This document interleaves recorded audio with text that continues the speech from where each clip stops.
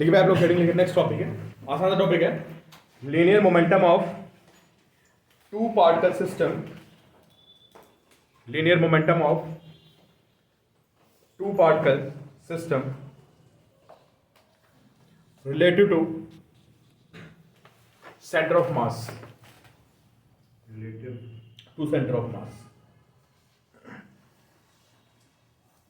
Heading पढ़े दोबारा से क्या है? दो पार्टिकल्स है मेरे पास, है ना, वो दोनों ये में भाग रहे हैं और मुझे क्या लिखना है? लीनियर मोमेंटम लिखना है। किसका? दोनों पार्टिकल्स का मिला के, कहाँ से? सेंटर ऑफ मास से। तो अब दो पार्टिकल्स बनाइए M1 M2 पहले, ठीक है। ये एक पार्टिकल हो गया, इसका मास कितना है? M1, और ये इधर जा रहा है कितनी वेलोसिटी से? इसकी वेलोसिटी हुई कितनी? V1, ठीक है। और एक पार्टिकल यहाँ पे, इसका मास कितना है? M2, और इसकी वेलोसिटी कितनी है? V2। लिखे आप लोग। चलो मुझे सारे बच्चे बताएं कि सेंटर ऑफ मास की वेलोसिटी कितनी होगी? M1 V1 plus M2 V2 upon M1 plus M2, और सेंटर ऑफ मास के बीच में आएगा यहाँ पे, क्यों? कहीं यहाँ पे आपका सेंटर ऑफ मास आएगा, तो लिखिए velocity of centre of mass. तो velocity of centre of mass आएगी, वो कितनी आएगी? M1 V1 plus M2 V2 upon M1 plus M2, ये भी इसी में।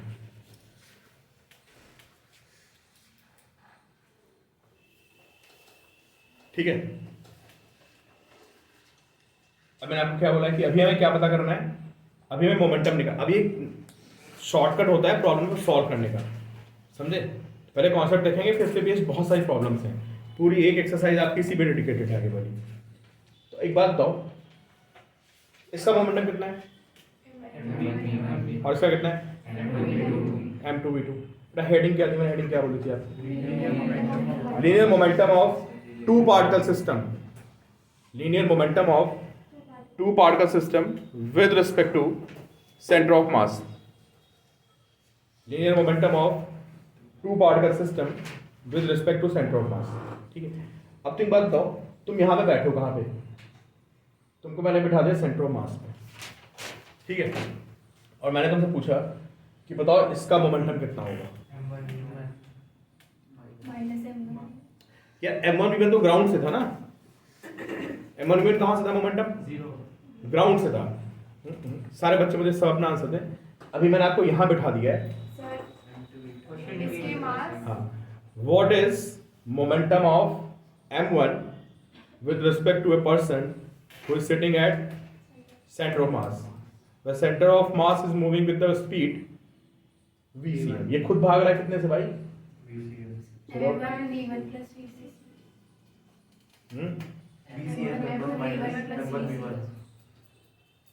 अभी किसी का सही नहीं आया।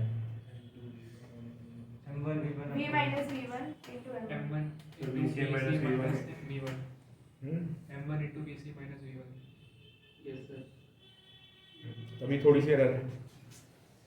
अब समझ पा रहे हो क्या पूछ रहा हूँ मैं? क्या पूछ रहा हूँ मैं आपसे क्या पूछ रहा हूँ? M1 का मोमेंटम किसके रिस्पेक्ट में? सेंटर ऑफ मास रिस्पेक्ट में। M1 VCM plus V1। यार तुम्हें अच्छा बताओ, तुम्हें उसकी वेलोसिटी कितनी दिखेगी? V1 तो यार ग्राउंड के रिस्पेक्ट में है ना, हाँ, V1 माइनस VCM। भैया आप कितनी स्पीड जा रहे हो? वो कितना जा रहा है? तो आपको उसकी स्पीड कितनी दिखेगी? समझ गया आप? कोई डाउट? रिलेटिव वेलोसिटी तो कॉन्सेप्ट होता है यार। तो सारे बच्चे मुझे बताएं, what is speed of M1 with respect to centre of mass? क्या मैं इसको V1 माइनस V नहीं लिख सकता? सॉरी, V1 माइनस V से नहीं लिख सकता? बोलो यार, मैं खुद VCM से भाग रहा हूँ, तो वो V1 से भाग रहा है, तो रिलेटिव स्पीड कितनी हो गई? वो ऐड तो कब होता? जंप वाले केस में होता था ना, वो एक अलग कॉन्सेप्ट होता है यार, कि आप कोई वो जा रही बोट से आप जंप कर गए आगे की तरफ, बोट भी U से जा रही है, तो आपकी स्पीड U प्लस V हो जाती है, वो सब यहाँ नहीं चलेगा ना, ठीक है। कितनी आ गई स्पीड? V1 minus VCM। तो अब बताइए आप, इसका मोमेंटम कितना दिखेगा मुझे? तो अगर मैं आपसे पूछूं what is momentum of m1, है ना, विद रिस्पेक्ट टू क्या? With respect to centre of mass, क्या बोलोगे आप? क्या आएगा भाई? m1 इंटू कितना? v1 minus vcm। Sir VCM minus V1 नहीं होता। VCM minus V1।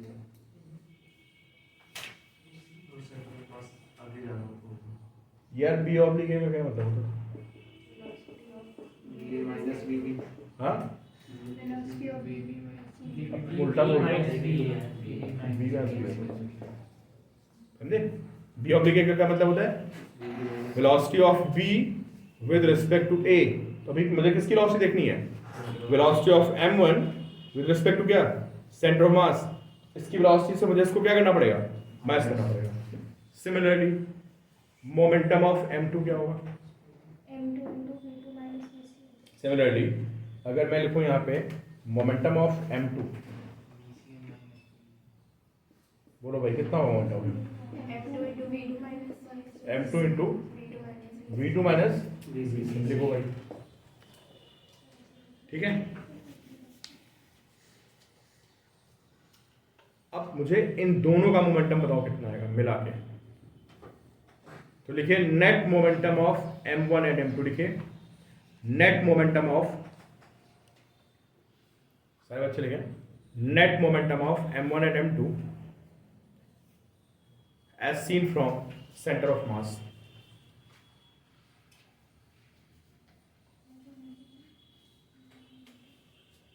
Net momentum of m1 and m2 as seen from centre of mass. क्या करेंगे भैया बताइए?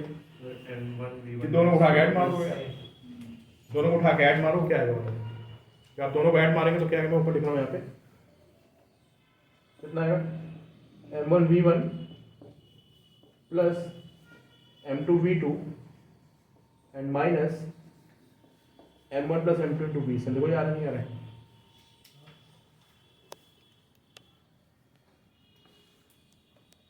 देखो भाई सर इसको ऐड करो, देखो वैल्यू आ रही नहीं आ रही?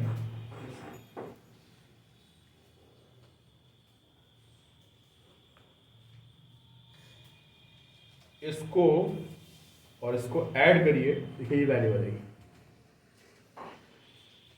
आगे वैल्यू, अब VCM की वैल्यू पुट कर दो, जो ये VCM था इसकी वैल्यू पुट करो, बताओ आंसर क्या है। अच्छा वो दिखाई नहीं दे रहा तुम लोगों को।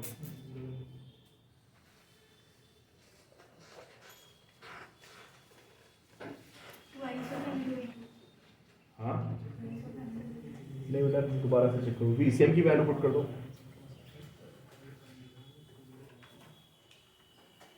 जीरो आएगा। तो रिजल्ट हमारे बहुत इजी याद करना, और ये स्टैंडर्ड रिजल्ट है, पता है। आप लोग VCM की वैल्यू पुट करो यहाँ पे, कितना है VCM? m1 v1 plus m2 v2 upon m1 plus, देखिए आप इसकी वैल्यू पुट करेंगे यहाँ पे, तो m1 v1 plus m2 v2 minus m1 plus v2, और VCM कितना आएगा? m1 v1 प्लस कितना m2 v2 अपॉन कितना? तो ये m1 प्लस m2, ये m1 प्लस m2 कैंसिल हो जाएंगे, सब मिला के यू विल गेट 0। अब ये स्टैंडर्ड रिजल्ट है, समझ में आया? क्या स्टैंडर्ड रिजल्ट है कि अगर दो पार्टिकल्स कहीं पे भाग रहे हैं और आप कहाँ बैठ गए? आप सेंटर ऑफ मास पे बैठ जाओगे, तो आपको पूरे सिस्टम का मोमेंटम कितना दिखेगा? जीरो। Always true. ठीक, हमारे पास एक कॉन्सेप्ट आ गया, लिखिए आप क्या कॉन्सेप्ट आ गया कि net momentum of two particle system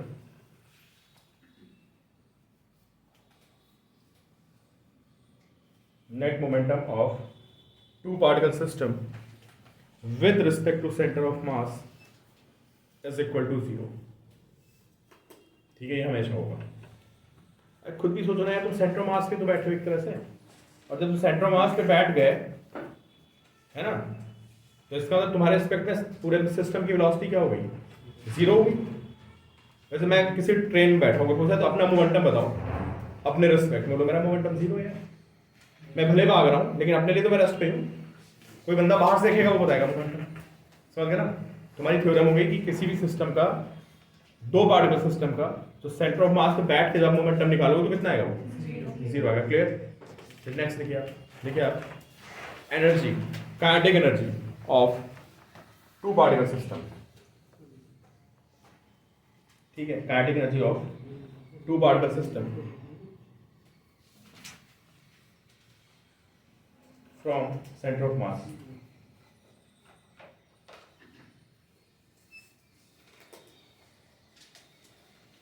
from centre of mass. ठीक है, चलो भाई सारे बच्चों मुझे आंसर देंगे। ये वही क्वेश्चन हो गया है ना। ये M1 इसकी स्पीड कितनी है? V1। और ये कौन है? ये M2 है, इसकी स्पीड कितनी है? V2। बीच में क्या आएगा? सेंटर ऑफ मास आएगा। आप यहाँ पे बैठे हुए हैं और आपकी वेलोसिटी कितनी है? आपकी वेलोसिटी है BC है। ठीक है, और आपसे मैंने पूछा कि भाई ऐसा है, मुझे इसकी भी काइनेटिक एनर्जी बता दो और मुझे इन दोनों की मिला के काइनेटिक एनर्जी बता दो। क्या आंसर आएगा आपका? पहले वाले की कितनी आएगी? तो V1 माइनस V का square plus half M2 V2 minus V का स्क्वायर। लिखिए भाई अपने। हाँ, अपोजिट डायरेक्शन में हो। अभी जनरल रिजल्ट निकाल के रुक जाओ, सब में चलेगा। वो ऑब्लिक होगी तब भी रिजल्ट हमारा ट्रू होगा। हाँ, जो वैसा भी निकाला तो हुआ नहीं। सिंप्लीफाई करो। देखो यार, आपको लगेगा टाइम, आप एक पेज छोड़ो पूरा, फाइनल रिजल्ट लिखना, मैथ्स लगेगी पूरा। ठीक है, आप फाइनल रिजल्ट लिखिए, देखिए क्या है। सारे बच्चे तब देखें, ये ऐड करेंगे, आप जगह छोड़ दिए, पूरा 1 पेज छोड़ देना आप नीचे। ठीक है, घर पे सॉल्व कर लेना। एकेडमिक में डेरिवेशन नहीं है ये, है ना। जब सॉल्व करोगे तो आपको पता चलेगा कि जो आंसर आएगा वो आएगा, पता कितना? Half M1 M2 by M1 plus M2। ठीक है, इनटू V1 माइनस V2 का होल स्क्वायर। लिखो, ये ना सॉल्व करके आएगा। जगह नहीं छोड़ोगी, ताना घर पे करोगी तुम। वो दूसरी वाली नोटबुक में। ठीक है, ये सब कुछ सॉल्व होके आएगा। VCM की वैल्यू पुट कर दोगे ना। VCM कितना था? M1 V1 plus M2 V2 upon M1। सब कुछ कैंसिल होकर रिजल्ट आएगा, समझे? इसको पता क्या बोलते हैं? देखिए सारे बच्चे देखिए, इसको बोलते हैं रिड्यूस्ड मास। मतलब मैंने दोनों पार्टिकल्स को किससे रिप्लेस कर दिया? दोनों मासेस को एक सिंगल मास से रिप्लेस कर दिया, समझे? तो इसको क्या बोलते हैं? इसको रिड्यूस्ड मास। और इसको लिखते हैं, इसका जो सिंबल होता है वो होता है म्यू। क्या सिंबल होता है? म्यू।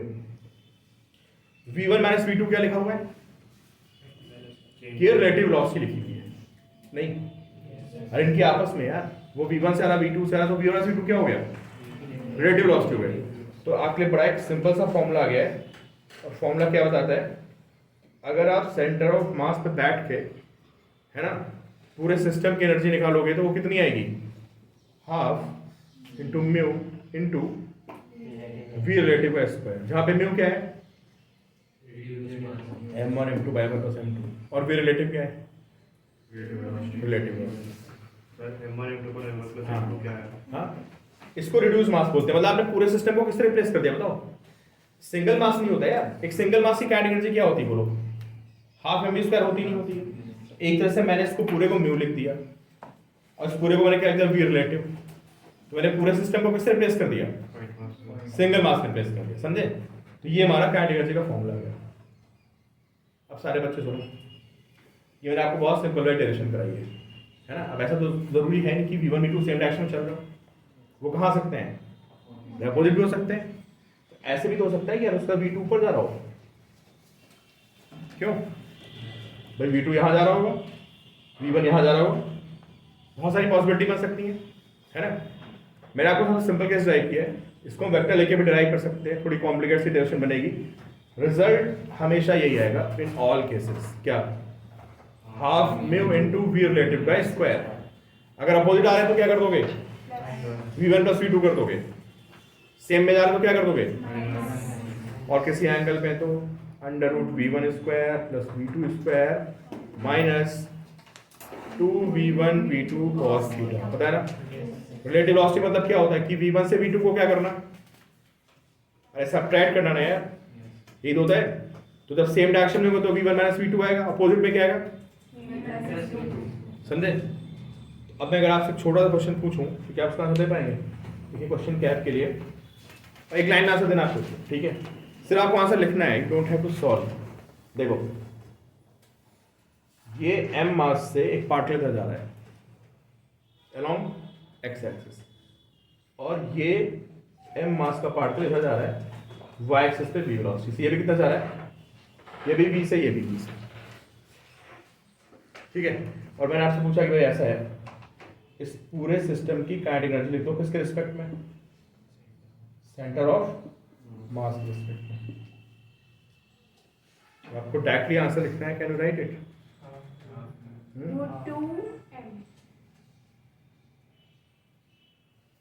क्या होता है फॉर्मूला, क्या होता है, हाफ फिर म्यू फिर वी रिलेटिव का स्क्वायर।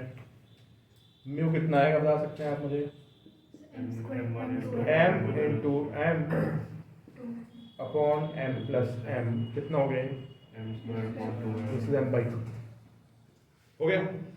और क्या लिखना है, वी रिलेटिव। तो रिलेटिव वेलोसिटी कैसे निकलती है भाई, सब्ट्रैक्ट ही तो करते हो रिलेटिव वेलोसिटी में, इसमें से इसको क्या करोगे, अब जीरो मत बोल देना v माइनस v, क्योंकि एंगल दोनों में कितना है, तो वेक्टर सब्ट्रैक्शन लगेगा, क्या बनेगा बताइए, जो v रिलेटिव आएगी वो कितनी आएगी, वो आएगी आपकी अंडर रूट कितनी, a square plus b square minus 2ab और cos 90 जीरो होता है, तो सॉल्व कितना आएगा, ये रिजल्ट आपको डायरेक्टली याद होना चाहिए कि दो इक्वल वेक्टर्स को जब भी ऐड करो या सबट्रैक्ट करो, दोनों केसेस में रिजल्ट कितना होता है, √2 टाइम्स होता है, क्योंकि यहाँ पे cos 90 आएगा, cos 90 इसको क्या कर देगा, है ना। एडिशन का फॉर्मूला क्या होता है, a square plus b square plus 2ab cos theta, ये जीरो हो गया। सब्ट्रैक्शन का क्या होता है, a square plus b square minus, ये आपको रिजल्ट डायरेक्टली याद होना चाहिए। तो कितनी आ गई रिलेटिव स्पीड बताइए, √2 भी आ गई, तो क्या बनेगा रिजल्ट बताइए, हाफ इनटू m/2 इनटू क्या है, √2b का स्क्वायर, कितना आएगा ये, हाफ m स्क्वायर, ये आ गया कितना, ये किसके रिस्पेक्ट में है, और एक्चुअल में कितनी एनर्जी बताओ, एक्चुअल में कितनी काइनेटिक एनर्जी है, एक्चुअल में तो इसके पास भी हाफ m स्क्वायर है और इसके पास भी हाफ m स्क्वायर, तो एक्चुअल में कितनी है, एक्चुअल में m स्क्वायर है, बट सेंटर ऑफ मास से देखने में कितनी आ रही है, ठीक है। इन दोनों कॉन्सेप्ट्स पे आगे बहुत सारे क्वेश्चंस, मैंने आपको बोला ना पूरी एक्सरसाइज पे बेस्ड है, समझ गए। तो सेंटर ऑफ मास से अगर आप किसी सिस्टम का मोमेंटम देखोगे तो कितना आएगा, जीरो, हमने ड्राइव कर दिया, और सेंटर ऑफ मास पे बैठ के किसी की एनर्जी देखोगे तो कितनी आएगी, half mu into v relative square, समझ गए। म्यू को क्या बोलते हैं, रिड्यूस्ड मास। तो इस पे कुछ क्वेश्चन आपको दूसरा करा देते हैं, नोट कर लो पहले, देखते हैं कितने ब्लॉक्स हैं यहाँ पे, देखिए 2 ब्लॉक्स हैं, इसका मास कितना है, m, और वेलोसिटी कितनी है v, ये स्प्रिंग है, और एक मास यहाँ पे m है, और इसकी स्पीड कितनी भाई, इसकी स्पीड राइट पे v है, 2m है या m है, 2m है, 2m, स्पीड इज v, ठीक है। बताओ आपसे क्या पूछा है, kinetic energy of centre of mass, ठीक है। काइनेटिक एनर्जी पूछी इसने किसकी, ऑफ सेंटर ऑफ मास,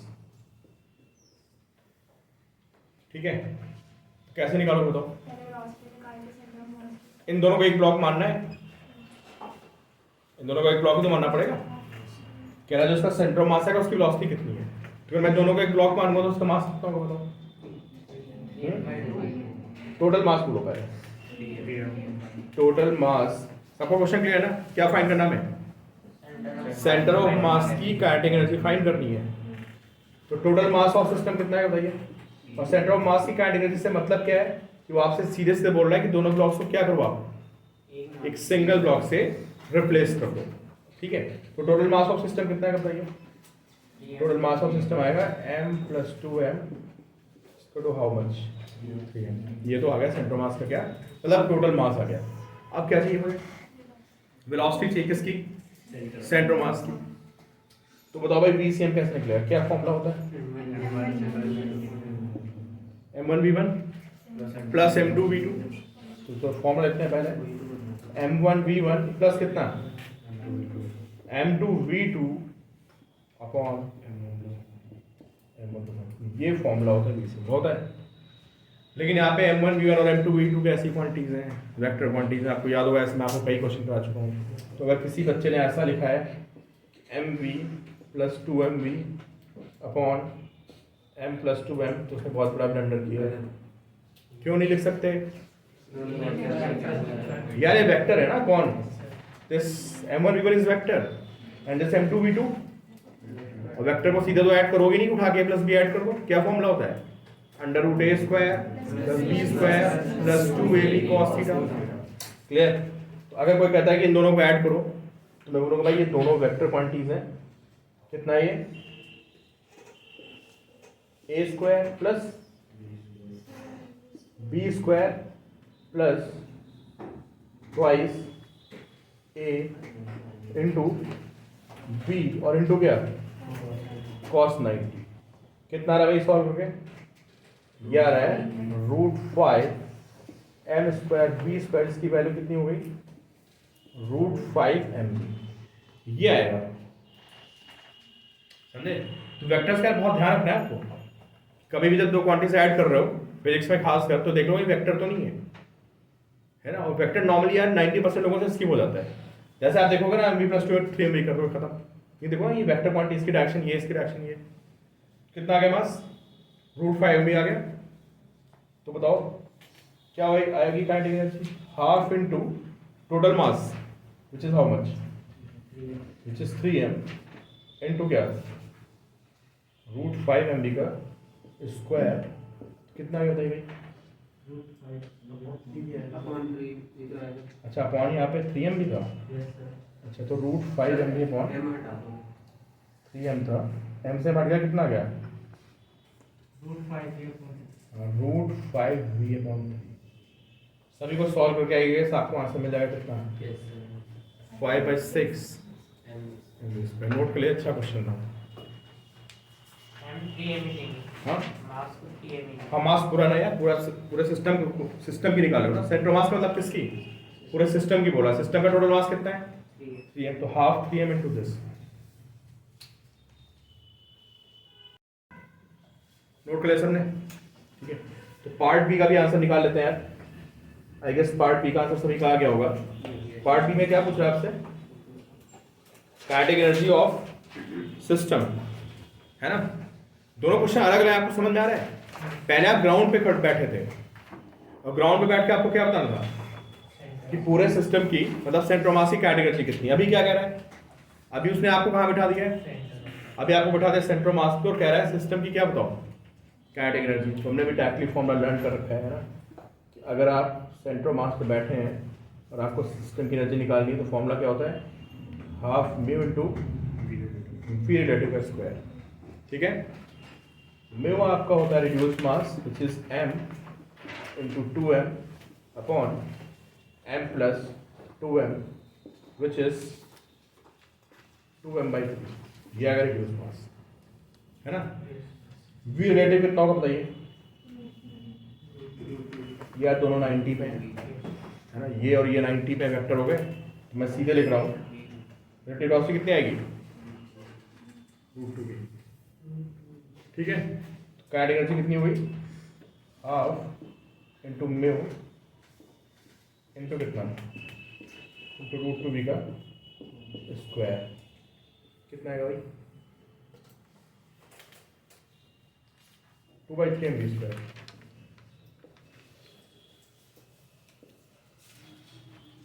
ठीक है, आगे बात समझ में?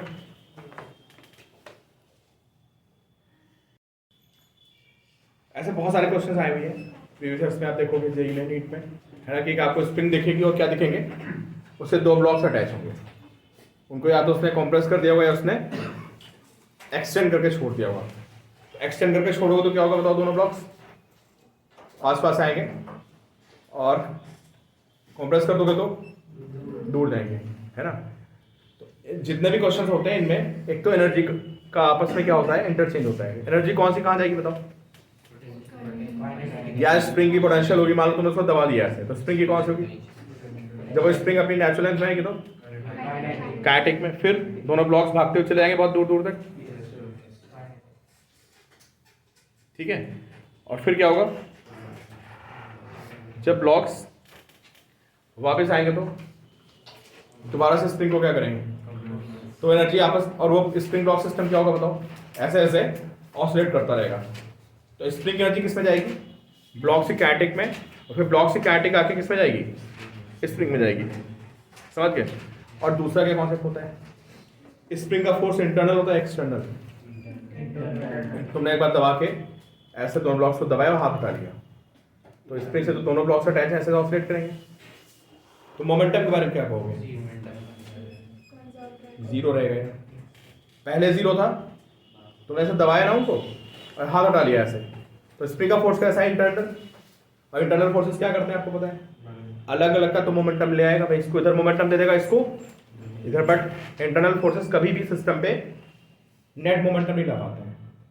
तो ये पहले लिख लो एक कॉन्सेप्ट करके कि स्प्रिंग प्रॉब्लम्स, है ना, इन spring problems think about energy and momentum. Think about क्या, एनर्जी एंड मोमेंटम, हमेशा हमें यही सोचना है। एंड नॉर्मली मतलब क्या, कि हमने उनको दबा के छोड़ दिया है तो क्या होता है, momentum is equal to zero, या मोमेंटम जो शुरू में होगा वही बाद में होगा, और मोमेंटम की वैल्यू कितनी होगी उसमें, जीरो, ठीक है। In most of the cases momentum of the system remains क्या, जीरो, ठीक है।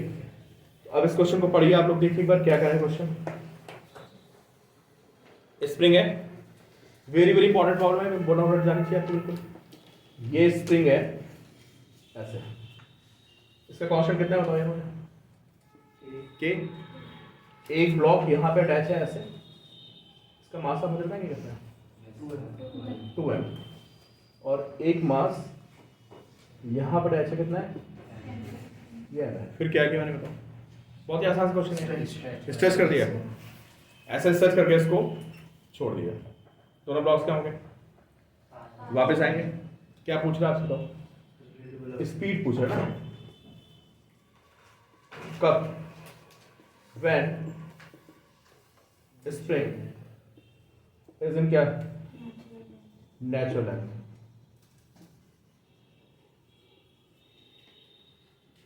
छोड़ने के बाद ऐसे खींचने के बाद छोड़ दिया मैंने, तो ये धीरे धीरे क्या होगा, ब्लॉक्स पास आएंगे, और टाइम पे स्प्रिंग क्या होगी, वापस अपनी लेंथ पे आ जाएगी, उसके ब्लॉक्स कहाँ आएंगे, अंदर जाएंगे, स्प्रिंग को दबा देंगे वो, ठीक है।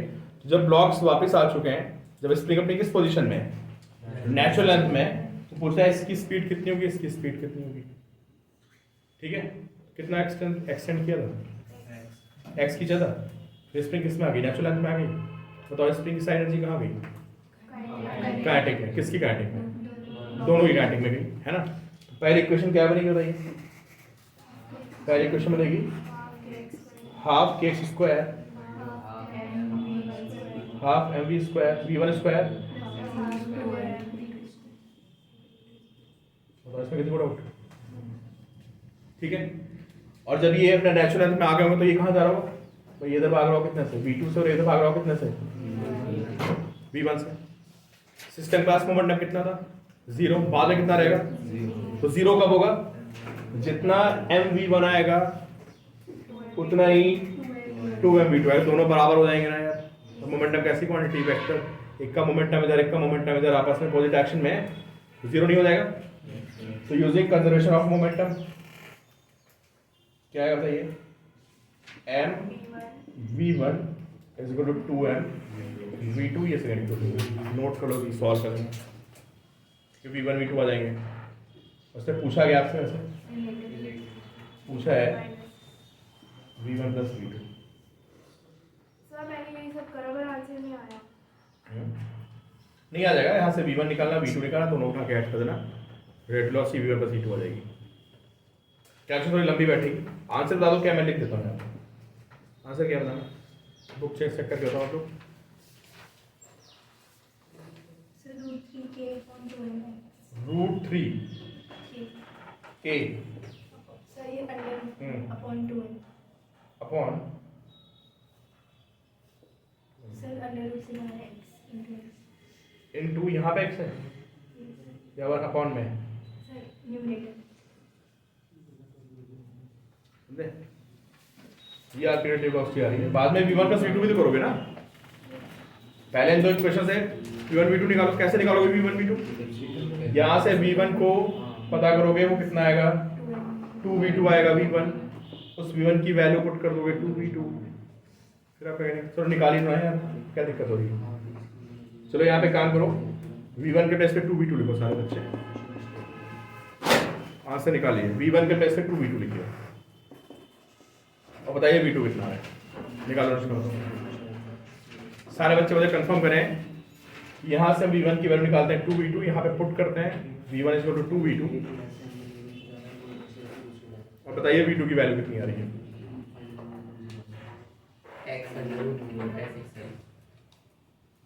देखते हो और बाकी बच्चे कंफर्म करें। क्या आ रही है? x है। देखो भाई ये अलग ही सही कह रहे हैं, x अंडर रूट k/6 है, ये कह रहे हो ये आ रही है। किसकी वैल्यू है?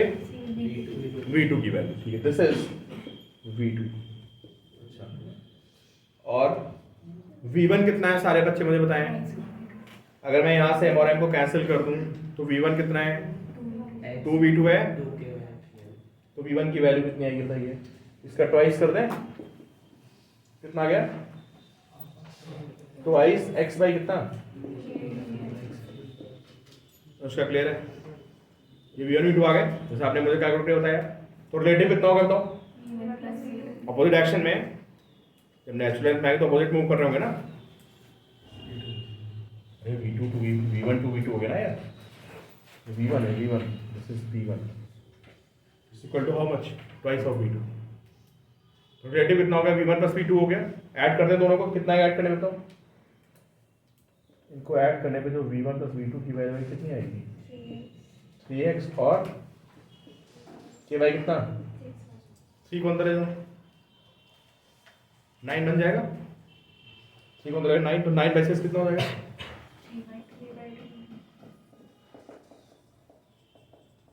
अंडर 3/2।